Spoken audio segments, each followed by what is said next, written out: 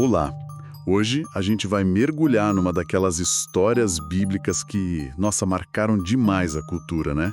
A de Ló, a escolha dele pela Campina Fértil e o destino, digamos, sombrio de Sodoma e Gomorra. É verdade. Cidades que viraram quase sinônimo de destruição, de mistério. E até hoje, né, tem gente buscando vestígios, tentando entender o que aconteceu ali. Exato. E para essa nossa conversa de hoje, a gente juntou um material bem variado. Claro, os textos bíblicos são a base, Gênesis 13, Gênesis 19, mas também umas passagens em Ezequiel, Judas, que dão outras camadas. Sim, e incluímos também comentários teológicos, tipo a análise do Augustus Nicodemos sobre Gênesis 13, que é bem interessante. E vamos falar também das discussões mais recentes da arqueologia, da geologia, com base no que o Rodrigo Silva e a Aline Schelkes têm apresentado sobre aqueles possíveis locais, sabe? Tael el-Ramã, Babed-Ra. E até o Monte Sodoma, né? Isso. Então, a ideia aqui é explorar esses vários ângulos. O histórico, o teológico, até onde a ciência pode nos levar. A gente quer desenterrar umas curiosidades, uns detalhes que às vezes passam batidos, sabe? E ver as diferentes interpretações. Então, bora começar pela decisão do Ló. Parece que tudo começa ali. Vamos lá. Bom, Gênesis 13 conta que Abraão e Ló estão voltando do Egito. E os dois, assim, muito ricos, Abraão com um clã enorme, talvez umas 300, 400 pessoas, muito gado, prata, ouro. Uma fortuna, né? Exato. Só que essa riqueza toda acaba gerando um problema. Os pastores deles começam a brigar por pasto, por água. Uma das fontes até chama isso, com uma certa ironia, de o problema da bênção. Pois é, e é bom lembrar quem era Ló, né? Sobrinho de Abraão, filho do irmão dele que morreu lá em Ur. Parece que o Abraão meio que o acolheu. E tem uma leitura teológica, baseada lá em 2 Pedro, que chama Ló de justo. Ah, é? Sim, diz que ele ficava angustiado com a maldade de Sodoma. E Jesus também faz um contraste dele com os maus. Isso sugere que talvez Ló não estivesse ali só por família, mas por acreditar também no Deus de Abraão. Interessante isso. É. E vale lembrar que o próprio Abraão tinha um passado pagão antes do chamado de Deus, né? Verdade. E essa tensão entre os pastores só piora porque Gênesis fala já tinha gente morando na terra. Os cananeus, os ferezeus. Exato. O Nicodemos destaca bem isso. Os recursos, tipo pasto e água, já eram limitados. Com os rebanhos gigantes dos dois, a convivência ficou impossível. A briga era quase certa. E aí vem a atitude do Abraão, que é surpreendente. Ele é o patriarca, né? Sim. Tinha a preferência, digamos, mas ele vira pro Ló e fala, escolhe você primeiro. É uma virada, né? O Nicodemos interpreta isso como um ato de fé muito grande.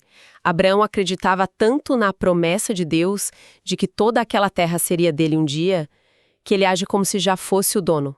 Tipo, olha aí, a terra toda tá na sua frente, escolhe. Bem diferente da postura dele no Egito, quando ele agiu por medo, né? Totalmente, ali é a fé falando mais alto. Então Ló vai lá e avalia. A descrição em Gênesis é muito visual. Ele levanta os olhos e vê a Campina do Jordão, a tal Kikar HaYarden. O texto diz que era super irrigada, linda, comparável ao Jardim do Éden ou ao Egito fértil. Nicodemos até brinca, né? Imagina os olhos do Ló brilhando, piscando, com aquela chance de prosperidade fácil. Pois é, a decisão é rápida, ele vai para o Oriente e, olha o detalhe, arma as tendas até Sodoma. Ele vai chegando perto. Exatamente. E essa escolha, né, focada só na vantagem material, já deixa ele ali na beirinha do perigo.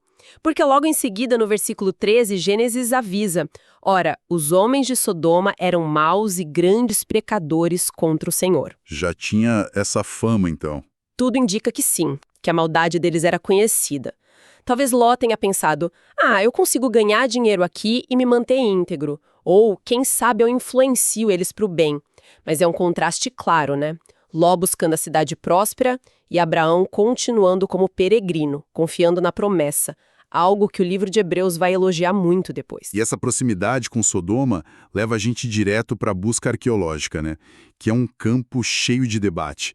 Tal El-Ramã, lá na Jordânia, é um nome que tem aparecido muito, principalmente com o trabalho divulgado pelo Rodrigo Silva. Quais são os argumentos para achar que ali pode ser Sodoma? Olha, tem vários pontos que o Stephen Collins, que é o principal arqueólogo lá, defende. Primeiro, a geografia. Tal el-Hammam fica ao norte do Mar Morto, a leste do Rio Jordão.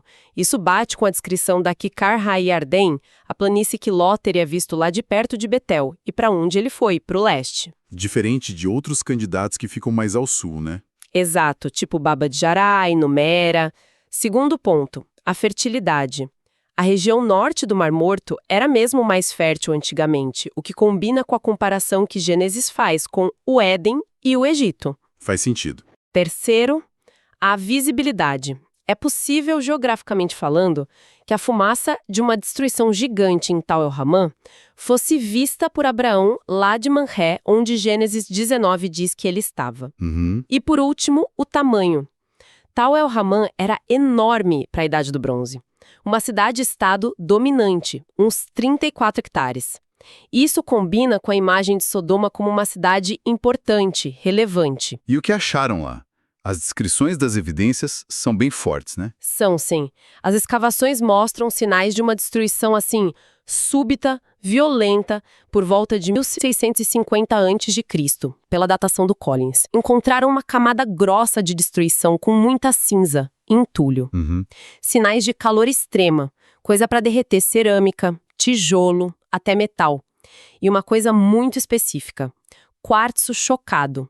São grãos de quartzo com umas marcas dentro que só acontecem com uma onda de pressão absurda, muito mais forte que um incêndio comum. Nossa! E restos humanos? Também. Fragmentados, com marcas de trauma violento, queimaduras intensas. E o padrão da destruição sugere uma onda de choque que veio de uma direção específica, varrendo tudo. E talvez o mais impressionante: depois disso, o lugar ficou abandonado por uns 600 anos. Um vazio total. Calor, pressão, onda de choque. Que tipo de coisa causa isso tudo? Então, a hipótese que ganhou mais força e que foi publicada naquela revista importante, a Scientific Reports, é de uma explosão cósmica no ar. Um airburst. Um meteoro. Isso, um meteoro ou talvez um cometa que explodiu na atmosfera a alguns quilômetros de altura, sem chegar a formar uma cratera no chão, mas liberando uma energia colossal. Tipo o que aconteceu em Tunguska, na Sibéria, em 1908, só que talvez bem maior. Caramba! Isso explicaria o calor súbito e intenso, a onda de pressão devastadora, a destruição meio que numa direção só e a falta da cratera. Uma explosão cósmica. Isso conecta muito com a imagem bíblica de fogo caindo do céu, né? Mas essa teoria foi aceita, assim, numa boa? Que nada. Gerou uma baita controvérsia no mundo acadêmico. Choveram críticas, gente questionando a interpretação dos dados, acusações de que era tentativa de provar a Bíblia com ciência. Ah, sempre tem isso, né? Sempre. Teve até uma polêmica específica sobre umas fotos do artigo original, que uma pesquisadora, a Elizabeth Bick, disse que podiam ter sido manipuladas.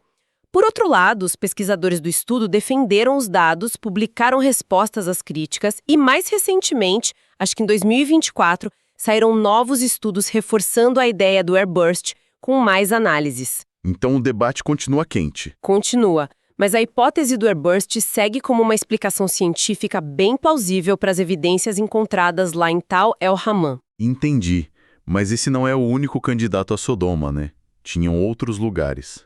Não, por muito tempo, os principais eram Babedidrá e Numeira, lá ao sul do Mar Morto.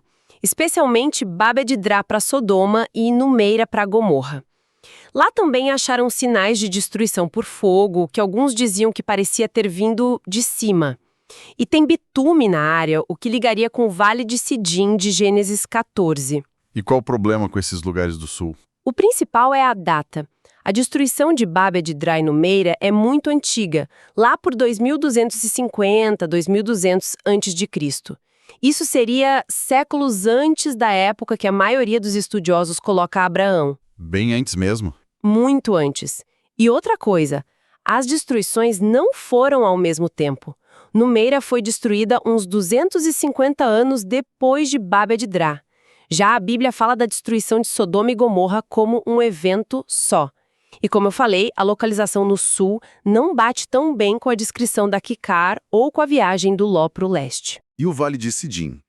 O Collins, lá de Tal el-Hammam, argumenta que o Vale de Sidim foi só o lugar da Batalha dos Reis, não necessariamente onde ficavam as cidades. Entendi. Então, o grande nó, seja para Tal el-Hammam, seja para os sítios do sul, é a cronologia. Exatamente. A data de Tal el-Hammam, 1650 a.C., parece tarde demais para muita gente que estuda cronologia bíblica. E as datas do sul são antigas demais. A tentativa do Collins de ajustar toda a cronologia bíblica para encaixar Tal el-Hammam é, assim, bem controversa. A data certa ainda é uma questão em aberto. Mas o tipo de destruição? Aí que tá. O tipo de evento catastrófico que encontraram, especialmente em Tal el-Hammam, fogo, destruição que parece vir de cima, tem um paralelo impressionante com o que a Bíblia descreve. A data não fecha, mas o fenômeno é muito parecido. Deixando a arqueologia um pouco de lado agora e voltando para a narrativa, as fontes falam muito do pecado de Sodoma. Gênesis já diz que eram maus e grandes pecadores, mas o que era isso na prática? Uma das fontes que a gente viu, Histórias Épicas da Bíblia, pinta um quadro assim, de contraste social brutal. Como assim? Riqueza absurda de um lado, pobreza extrema do outro.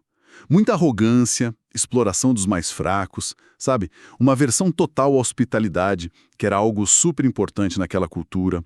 Violência por todo lado, um hedonismo sem limites, talvez até práticas pagãs bem pesadas, como o sacrifício de crianças. Nossa, pesado.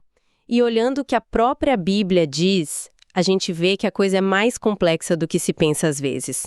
Ezequiel, capítulo 16, versículo 49, é chave para entender isso. O que diz lá? Diz assim, olha só. Eis que esta foi a iniquidade de Sodoma, tua irmã. Soberba, fartura de pão e próspera tranquilidade teve ela e suas filhas, mas nunca amparou o pobre e o necessitado. Nossa, isso é muito direto. Coloca a questão social e a arrogância no centro. Exatamente. Soberba, riqueza, tranquilidade, mas total indiferença com quem precisava. Amplia muito a visão, né? Não é só a questão sexual. Então, aquela cena terrível de Gênesis 19, da tentativa de abuso contra os anjos. Aquilo é, sem dúvida, o episódio mais chocante, né? Mostra a perversão, a violência, o desrespeito total pela hospitalidade, que era sagrada. Foi daí que veio o termo sodomia, inclusive. Mas a leitura de Ezequiel sugere que talvez esse ato tenha sido a ponta do iceberg, a manifestação extrema de uma podridão moral muito maior, que incluía essa arrogância e essa injustiça social. Entendi. E o livro de Judas? Judas, lá no Novo Testamento, também fala da imoralidade e de práticas contrárias à natureza, ligando a destruição deles a um castigo de fogo eterno. Então, se a gente junta tudo, a Bíblia pinta um quadro de decadência em várias frentes: moral, social, espiritual. E parece que depois da destruição até a paisagem ficou marcada, né? A Aline Schilkes descreve umas coisas geológicas bem curiosas por lá hoje em dia. Exato. O próprio Monte Sodoma já é algo impressionante. Uma montanha de quase 8 quilômetros de comprimento, mais de 200 metros de altura, feita quase que inteiramente de sal grosso. Uma montanha de sal. Isso. Imagina o contraste com a planície verdinha que atraiu o Ló. E claro, tem o famoso pilar de sal que todo mundo chama de Mulher de Ló. Ah, sim. É uma formação natural, claro. Mas a tradição local, que é bem antiga, já era registrada por gente como Flávio Joséfo e depois pelos pais da igreja, tipo Irineu, Clemente, associavam aquele pilar à esposa de Ló, que olhou para trás. Não dá para provar, óbvio, mas a conexão cultural tá lá, forte na paisagem. Uma montanha de sal. E que mais tem de estranho por lá? Bom, essa montanha tem a maior concentração de cavernas de sal do mundo. Umas 150 cavernas. E a maior delas, que descobriram não faz muito tempo, tem mais de 10 quilômetros. 10 quilômetros de caverna de sal?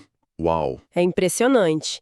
E além do sal, tem outra coisa muito intrigante que a Aline Selkieses menciona: as tais bolas de enxofre. Bolas de enxofre? Pequenas esferas, bolinhas mesmo, de enxofre quase puro. tipo mais de 90% de pureza, e elas são encontradas dentro das camadas de cinza e sedimento em vários pontos ali ao redor do Mar Morto. E enxofre. Isso lembra direto a história da Bíblia, né? Mas qual a estranheza disso? O interessante é que enxofre desse jeito, com essa pureza toda, não é comum naquela região. Não tem vulcão ativo ali, sabe? E o enxofre que a gente acha na natureza normalmente é bem menos puro. Essas bolinhas são quase puras e pegam fogo fácil. A fonte até fala de testes que mostram elas queimando com uma chama azulada, difícil de ver de dia. Peraí, então acharam enxofre puro em bolinhas que queima fácil na região de Sodoma. Exatamente. É uma evidência física, assim, muito específica, que bate de um jeito impressionante com a descrição lá de Gênesis 19, que fala que Deus fez chover fogo e enxofre do céu. Fascinante pensar que a geologia pode guardar ecos de uma história tão antiga, né? E até os nomes dos lugares por ali parecem ter essa memória de tragédia, né? Sim, tem indícios disso. As fontes do Rodrigo Silva e da Aline mencionam que, tempos depois, a área onde hoje fica Tal El Hammam foi associada a nomes como Bet Jeshimon, que quer dizer Casa da Desolação, Pesado. e Abel Shittim, que pode ser Prado das Acácias, mas talvez também Prado do Luto. São nomes que carregam essa ideia de catástrofe, de perda ligada àquela região. Ok, acho que demos uma boa varrida por tudo isso. Começamos lá com a escolha do Ló, né? Aquela decisão que parecia só prática, mas que tinha um risco moral enorme. Sim, Investigamos a busca arqueológica por Sodoma com Tal El Hammam e a hipótese do airburst cósmico sendo uma explicação científica bem intrigante para a destruição, mesmo com as datas ainda não batendo certinho. a cronologia ainda pega. Vimos as coisas curiosas da geologia.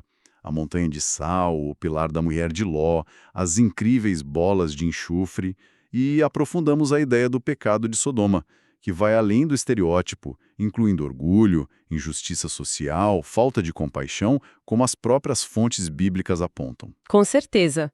As peças do quebra-cabeça da datação ainda não encaixaram perfeitamente entre arqueologia e cronologia bíblica tradicional. É um ponto que precisa de mais pesquisa, mais debate.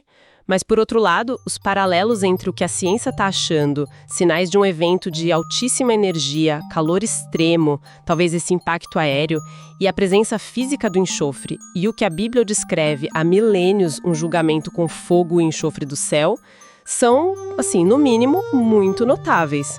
Faz a gente pensar, né, sobre a relação entre essas histórias antigas e possíveis eventos reais. E isso deixa a gente com uma provocação final, talvez.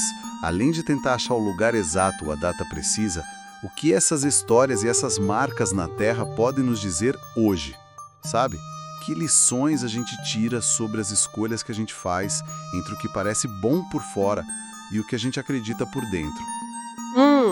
Quais são os alertas sobre os perigos de uma sociedade que cai na arrogância, na injustiça, no hedonismo, na falta de compaixão?